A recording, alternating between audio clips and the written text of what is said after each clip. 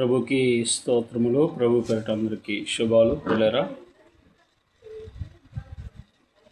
మనకి గొప్ప సమయాన్ని అవకాశాన్ని ఇచ్చినటువంటి సృష్టికర్త మహాదేవుడైన యేసుక్రీస్తు వారి నామములో దేవాది దేవునికి స్తుతులు స్తోత్రాలు సమర్పించుకుంటున్నాను.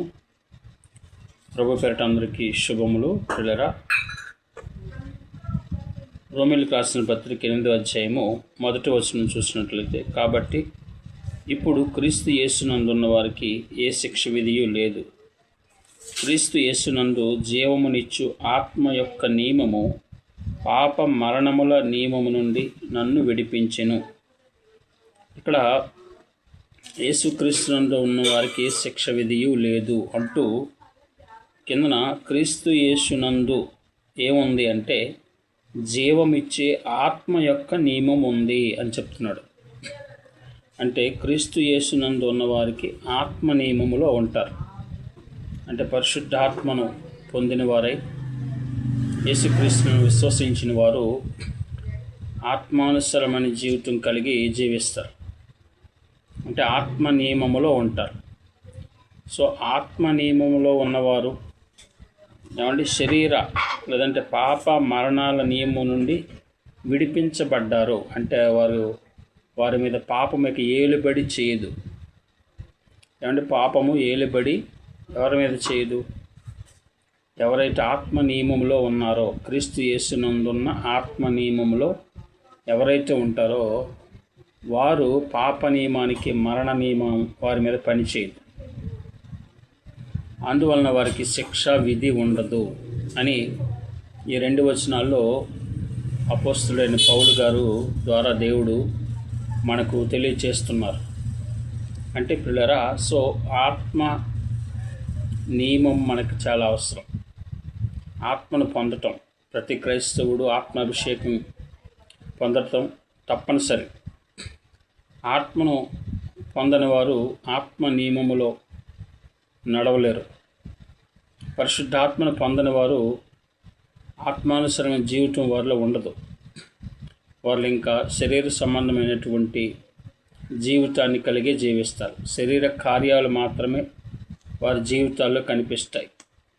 శరీర కార్యాలు ఏంటి అని మనం ఆలోచన చేస్తే, గలతీయులకు రాసిన పత్రికలో శరీర కార్యాలు, శరీర సంబంధమైనటువంటి జీవితం ఎలా ఉంటుందో ఇక్కడ చెప్తున్నాడు. చూద్దాం. గలతీయులకు రాసిన పత్రిక 5:19లో శరీర కార్యములు స్పష్టమై ఉన్నవి. అవేమనగా జారత్వము, అపవిత్రత, కాముకత్వము, విగ్రహారాధన, అభిచారము, ద్వేషములు, కలహములు, మత్సరములు, భేదములు, కక్షలు, విమతములు, అసూయలు, మత్తతలు, అల్లరితో కూడిన ఆటల పాటలు, నల్లరితో కూడిన ఆటపాటలు, ఇవన్నీ ఇంకా మొదలైనవి అంటే ఇంకా చాలా ఉన్నాయి. కొన్నే చెప్పాడు ఇక్కడ శరీర కార్యాలు అంటే. ఇవన్నీ శరీర కార్యాలు అంటే శరీరానుసారులలో ఈ కార్యాలు కనిపిస్తాయి, ఈ గుణాలు, ఈ లక్షణాలు కనిపిస్తాయి. శరీరానుసారులు ఇవన్నీ ఉంటాయి. అంటే వీటితోనే వారి జీవితం అంతా నడుస్తుంది. అంటే ఈ శరీర అనుసారంగా వెళ్ళే వారికి వారు వీటి ప్రకారంగా నడుస్తారన్నమాట. ఇవి వారిని ఏలుతాయి అంటే ఇవి ఎల్లప్పుడూ ఇవే కలిగి ఉంటారు అని. కనుక ఇలాంటివి కలిగి ఉంటే మనము శరీరానుసారంగా ఉన్నట్టే. కనుక క్రైస్తవుడు శరీరానుసారంగా ఉండకూడదు. శరీర కార్యాల నుంచి క్రైస్తవుడు విడుదల పొందాలి. అందుకు మన సొంత ప్రయత్నం వల్ల జరగదు. మనంతట మనము నేను శరీర కార్యాల నుంచి విడుదల పొందగలను అనుకుంటే అది సాధ్యము కాదు. ఎందుకు అంటే ఇర్మియా గ్రంథంలో ఒక మాట రాయబడింది. చూద్దాం. ఇర్మియా గ్రంథం 10వ అధ్యాయం చూద్దాం. ఇర్మియా గ్రంథము 10వ అధ్యాయంలో రాయబడిన మాట. ఇర్మియా గ్రంథం 10వ అధ్యాయము 23వ వచనం. యెహోవా తమ మార్గము ఏర్పరచుకుంటా నరుల వశములో లేదనియు మనుషులు తమ ప్రవర్తన యందు సన్మార్గములో ప్రవర్తించుట వారి వశములో లేదనియు నేను ఎరుగుదును. చూడండి, మనుషులు తమ ప్రవర్తన యందు సన్మార్గములో ప్రవర్తించుట వారి వశములో లేదు అంటే మంచి మార్గము, సన్మార్గంలో వెళ్ళడము మనుషులకు తమ సొంత జ్ఞానంతో, సొంత శక్తితో వెళ్ళలేరు. అందుకు ఖచ్చితంగా దేవుని సహాయము, యేసుక్రీస్తు వారు ఇచ్చే ఆత్మ సహాయం ఖచ్చితంగా ఉండాలి. సో యేసుక్రీస్తు వారు ఇచ్చే ఆత్మ సహాయం ఉంటేనే ఈ శరీర కార్యాల ప్రకారం నడుచుకోకుండా ఆత్మానుసరమైన జీవితం కలిగి ఉంటారు. అర్థమవుతుందండి? సో ఎప్పుడు అది జరుగుతుంది? ఎవరైతే మరి ప్రభువును తన సొంత దేవునిగా అంగీకరిస్తూ ఆయనకు ప్రార్థిస్తారో, ఆ శరీర కార్యాల నుంచి, ఈ లోక సంబంధమైనటువంటి వాటి నుంచి విడుదల కలిగించమని అడుగుతారో, అప్పుడు వారికి యేసుక్రీస్తు వారు పరిశుద్ధాత్మను ఇస్తారు. అంటే వారి శరీర క్రియల మీద పోరాడగలిగే శక్తిని ఇస్తాడు. అంటే మన శరీర క్రియలను లేదా మన శరీరాన్ని మనం జయించాలంటే మన వలన అది సాధ్యం కాదు. కానీ మన దేవుని యందు, ప్రభునందు విశ్వాసం ఉంచితే మన శరీరాల కోరికల మీద జయించగలిగే పోరాటం, వాటి మీద జయించగలిగే శక్తిని ఇస్తాడు. అప్పుడే మనం పరిశుద్ధంగా జీవించగలుగుతాం. అంటే మన శరీరాన్ని మనం జయించాలంటే మన వల్ల సాధ్యం కాదు. ఈ లోక పాపాన్ని జయించాలంటే మన వల్ల సాధ్యం కాదు. మనకి యేసుక్రీస్తు వారు ఇచ్చే ఆత్మ నియమము లేదా పరిశుద్ధాత్మ మనకు అవసరం. అది కావాలంటే ఆయన యందు విశ్వాసం ఉంచి ప్రార్థిస్తే అది ఇస్తారు ఆయన. అప్పుడు వారు తమ శరీర కార్యాల మీద పోరాటం చేసి వాటిని జయించగలుగుతారు. మీరు చాలామంది చూడండి అంటారు, నేను మంచిగా బ్రతకాలనుకుంటున్నానండి, బ్రతకలేకపోతున్నాను. నేను తాగకుండా ఉండాలనుకుంటున్నానండి, తాగలేకపోతున్నాను అంటారు. అంటే ఏంటి? దాని అర్థం వారు జయించలేకపోతున్నారు. వారి శరీర కోరికలను వారు జయించలేకపోతున్నారు. కారణం ఏంటి అంటే పిల్లరా, వారు సొంత ప్రయత్నంతో చేయాలనుకుంటున్నారు. వారు ఆధారపడవలసింది ఎవరి మీద? ఆ శరీరాన్ని జయించడానికి సహాయం చేయగలిగే, లేదా శరీర కోరికలను జయించడానికి సహాయం చేయగలిగే జయశాలి అయినటువంటి, విజయశీలుడైనటువంటి యేసుక్రీస్తు వారి మీద ఆధారపడాలి. ఆయన వైపు చూడాలి, ఆయన యందు విశ్వాసం ఉంచాలి. ప్రభువా, మేము ఈ పాపమును జయించలేకపోతున్నాం, మాకు సహాయము చెయ్యని ఎప్పుడైతే మన బలహీనతలను ఆయన దగ్గరికి వచ్చి ఒప్పుకుని అడుగుతామో సహాయం, అప్పుడు ఇస్తాడు ఆయన. అంతేకాని నీ అంతా నేను జయించేయగలను, నేను ఏదైనా చేసేయగలను, నేను అనుకుంటే సాధించేయగలను, అది లోకంలో చేయొచ్చేమో కానీ భక్తి జీవితంలో అది సాధ్యం కాదు. ఏమండి? లోకంలో మీరు అనుకుంటే చేయగలరేమో కానీ దేవుని విషయంలో అది సాధ్యం కాదు. కనుక పిల్లరా, మనము ఖచ్చితంగా ఆయన మీద ఆధారపడి తీరాల్సిందే, ఆయన సహాయాన్ని కోరవలసిందే. అప్పుడు మాత్రమే మనము మన శరీర కోరికలను జయించగలుగుతాము. లేకపోతే అది సాధ్యం కాదు అని ప్రతి మనిషి ముందు తెలుసుకోవాలి. ఇది తెలియకే చాలామంది ఏమండి ఇది అర్థం చేసుకోలేక, తెలుసుకోలేక, ప్రభు దగ్గరికి రాక మేము జయించగలం, మేము పరిశుద్ధంగా బ్రతికేయగలం అనుకుంటున్నాం. కనుక పిల్లరా, మనం పరిశుద్ధంగా బ్రతికితేనే నిత్య జీవనం చేరగలుగుతాం. అది మనంతట మనము చేయలేము, కానీ మనకు విజయం ఇచ్చే దేవుడు ఉన్నాడు. ఆయన మనకు అన్నింటినీ మీద విజయం ఇస్తాడు. ఏమండి అని మనము తెలుసుకోవాలి. ఒకసారి యోహాను గారు రాసినటువంటి మొదటి పత్రికలో చూద్దాం. యోహాను గారు రాసిన మొదటి పత్రిక 5వ అధ్యాయము, యోహాను గారు రాసిన మొదటి పత్రిక 5వ అధ్యాయము 5వ వచనం చూడండి. యేసు 4వ వచనం, దేవుని మూలముగా పుట్టిన వారందరూ లోకమును జయించుదురు, లోకమును జయించిన విజయము మన విశ్వాసమే. చూడండి, అంటే మన విశ్వాసం అంటే ఏంటి? యేసుక్రీస్తును నమ్మటమే విశ్వాసం. ఆయన యందు విశ్వాసం వలనే లోకమును అంటే శరీర కోరికలను లేదా పాపమును, లోకం అనగానే ఇక్కడ పాప సంబంధమైన ప్రతీది, దైవ విరుద్ధమైన ప్రతీది. సో ఆ లోకమును ఎలా జయించగలుగుతామంటే ఆయన యందు విశ్వాసం వలనే. ఆయన యందు విశ్వాసం ఉంచి మనం నిలబెడితే, ప్రభువా మాకు సహాయం చేయమని ఆయన అడుగుతూ ఉంటే ఖచ్చితంగా అప్పుడు ఈ లోకాన్ని లేదా ఈ పాపపు శరీరాన్ని జయించి నిలబడగలుగుతాం ఆయన కొరకు. కాబట్టి దేవుని మూలముగా పుట్టిన వారందరూ లోకమును జయించుదురు. లోకమును జయిస్తారు. ఎవరు జయిస్తారు? దేవుని మూలముగా పుట్టినవారు. ఏమండి? దేవుని మూలముగా మనం పుట్టాలి. సో మనము అది ఎలా సాధ్యము అంటే ఆయన యందు విశ్వాసం ఉంచడం వల్లే సాధ్యం. కనుక ప్రియులారా, ఈరోజు చాలామంది యేసుక్రీస్తునందు విశ్వాసం ఉంచిన వారు అనేక పాపాలను జయించగలుగుతున్నారంటే కారణము ఆయన యందు విశ్వాసం ఉంచారు కనుక. అంటే తాకుండా ఉండగలుగుతున్నారు ప్రభువు నమ్మిన వారు అంటే కారణం ఏంటి? ఏమంటే విశ్వాసం. ప్రభువు నమ్మిన వారు ఎలాంటి అపవిత్ర కార్యం చేయకుండా జీవించగలుగుతున్నారంటే కారణం ఏంటి? విశ్వాసమే. ప్రభువుని నమ్మటమే కారణం, ఇంకే కారణం లేదు. కనుక ప్రభువుని నమ్మేవారు ఖచ్చితంగా ఏమండి ఈ పాపములను, కల్తీ పత్రిక 5:19 చదివాం కదండి, వాటన్నిటినీ జయించగలుగుతారు. అది ఒకసారి జరగకపోవచ్చు, కానీ అంచెలంచెలుగా అది జరుగుతుంది ఖచ్చితంగా. ఏమంటే ఒకసారి అన్నిటిని శరీరకాలు అన్నిటిలో ఒకేసారి జయించేస్తారని కాదు, ఒకేసారి జయించలేకపోవచ్చు, కానీ ఖచ్చితంగా జరుగుతుంది.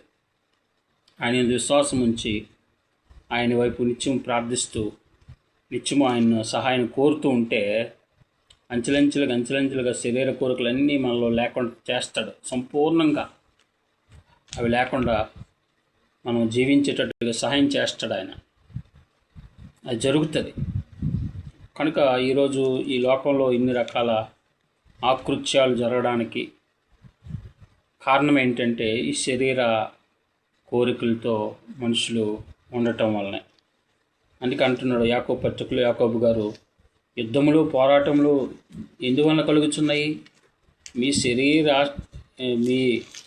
ఒకసారి యాకోబు పత్రికలో చూద్దాం. యాకోబు పత్రిక 4:3 మీరు 2 చూద్దాం. మొదటి వచనం నుంచి మీలో యాకోబు 4:1 మీలో యుద్ధములు పోరాటములు దేని నుండి కలుగుచున్నవి? మీ అవయములో పోరాడు భోగేచ్ఛల నుండియే కదా. ఈరోజు లోకంలో ఎన్నో సమస్యలు, ఎన్నో గొడవలు, సమస్యలు, రకరకాల అలజడులు ఎందుకు కలుగుతున్నాయి మనుషుల్లో? ఏమండి, మనుషులు ఎందుకు నెమ్మది ఉండట్లేదు? ఎందుకు శాంతి ఉండట్లేదు? ఎందుకు సమాధానం మనిషికి ఉండట్లేదు అంటే వారి అవయవాల్లో ఏమున్నాయి? భోగేచ్ఛలు ఉన్నాయి. పాపపు ఇచ్ఛలు వారి శరీర అవయవాల్లో ఉన్నాయి. అంటే శరీర అవయవాల్లో పాపపు ఇచ్ఛలు ఉన్నాయి గనుక ఆ పాపపు ఇచ్ఛలు నెరవేర్చుకోవడానికి ఏం చేస్తున్నారు? రకరకాల పోరాటాలు, ఫైట్స్, కలహాలు, గొడవలు పడుతున్నారు. ఆ శరీర కోరికలు లేదా పాపపు ఇచ్ఛలు, ఆ భోగేచ్ఛలు అణిచివేసుకుంటే ఖచ్చితంగా శాంతి సమాధానం ఉంటుంది. అణిచివేసుకోవడం వారంతటి వారికి సాధ్యమా? కాదు. అది ఎలా సాధ్యము? ప్రభువు దగ్గరికి వస్తే, ప్రభు సహాయాన్ని అడిగితే సాధ్యమవుతుంది. అందుకే ప్రభువు నమ్ముకున్నవారు, నిజంగా ఆయన మీద ఆధారపడేవారు శరీర కోరికలకు బానిస అవ్వరు. వారు ఖచ్చితంగా వాటిని చేయించగలుగుతారు. వారికి ఉన్నా లేకపోయినా ఒకేలా ఉంటారు. వారిని ఎవరు పొగిడినా పొగడకపోయినా, వారి మాట ఎవరు వినకపోయినా, వారిని ఎవరు గుర్తించకపోయినా వారు ఏమి వర్రీ అయిపోరు. ఎందుకు? వారి విశ్వాసం అంతే. సో ఆ విశ్వాసం వల్లనే వారు జయించగలుగుతున్నారు. ఈరోజు చాలామంది అవి జయించలేకపోతున్నారు. క్రైస్తవులమని చెప్పుకుంటున్న వారు కూడా ఆ పాప పెచ్చలతో ఉంటూ అనేకమైనటువంటి అలజడులు కలిగి శాంతి లేక సమాధానం లేక ఉంటున్నారు. కనుక ప్రియులారా, ఆత్మను పొందితే మనము ఇవన్నీ సాధ్యమవుతాయి. ఆత్మ నియమం మనలోకి రావాలి, ఆత్మ అభిషేకం మనలోకి రావాలి. అది ఎలా సాధ్యమంటే ప్రియులారా, మనము మన బలహీనతను ప్రభు దగ్గర ఒప్పుకుంటే, మన బలహీనతను ప్రభు దగ్గర ఒప్పుకొని మనం ప్రార్థన చేస్తే సాధ్యమవుతాయి అనే విషయం మనము తెలుసుకోవాలి. ఏమండి? సో ప్రియులారా, ఆ యొక్క ఆత్మ జ్ఞానమును మనం పొందుకుంటే మంచిది. అది ఆత్మజ్ఞానం పొందకుండా లోక జ్ఞానంలో మనం ఉంటే ఏమవుతుంది చూడండి. అదే యాకోబు పత్రిక 3:15లో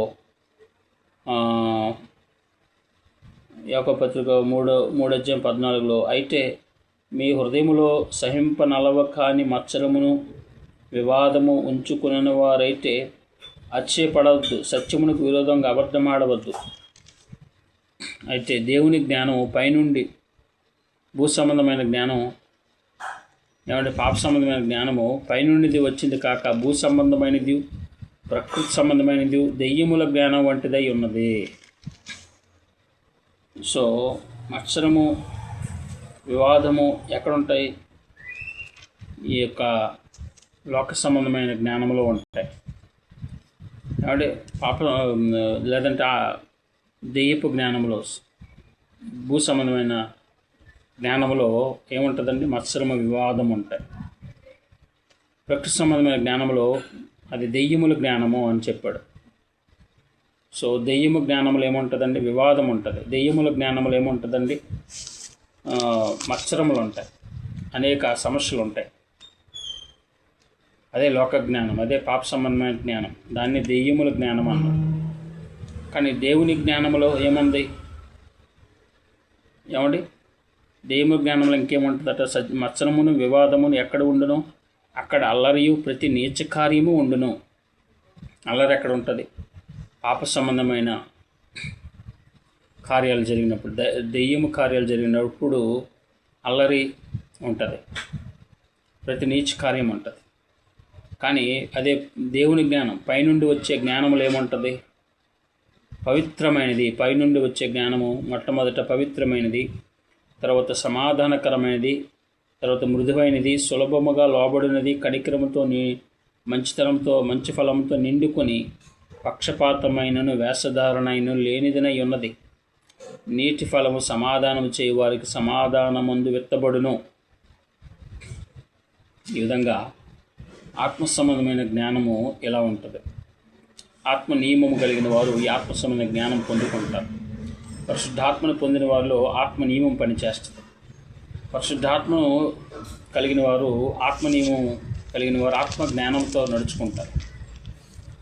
ఆత్మ జ్ఞానము ఎలాంటిది అంటే పవిత్రమైనది, సమాధానకరమైనది, మృదువైనది, సులభముగా లోబడినది, కనికరముతోనూ మంచి ఫలములతోనూ నిండుకొనినది, పక్షపాతమైనను వేషధారణైనను లేనిదినై ఉన్నది. పక్షపాతం, వేషధారణ లేనిది ఆత్మజ్ఞానం ప్రియులారా. అలాంటి ఆ జ్ఞానాన్ని మనము పొందుకోవాలి. కనుక దేవుని వాక్యమును బట్టి, దేవుని ఆత్మను బట్టి మనము నడుచుకోవాలి. పరిశుద్ధాత్మ చేత మనము నింపబడుతూ మనము జీవిస్తే ఖచ్చితంగా శరీర సంబంధమైనటువంటి కోరికలను మనము జయించగలుగుతామని తెలియజేస్తున్నాను. కనుక ఇప్పుడు ఆ విధంగా మనం జీవిస్తున్నామా లేదని ప్రతి ఒక్కరము ఆలోచించేద్దాం. ఈరోజు అనేకమైనటువంటి సమస్యలు, ఇబ్బందులు ఎదురవటానికి కారణము మానవుల్లో ఈ పాపపు నియమము బట్టే అనే విషయం మనం తెలుసుకొని దేవాది దేవుని స్తుతించుదాం, గణపరుచుదాం. పాప నియమము నుంచి విడుదల, పాప నియమం పొందుకున్న పాప నియమం నుంచి విడుదల పొందుకుని ఆత్మ నియమాన్ని పొందుకుందాం.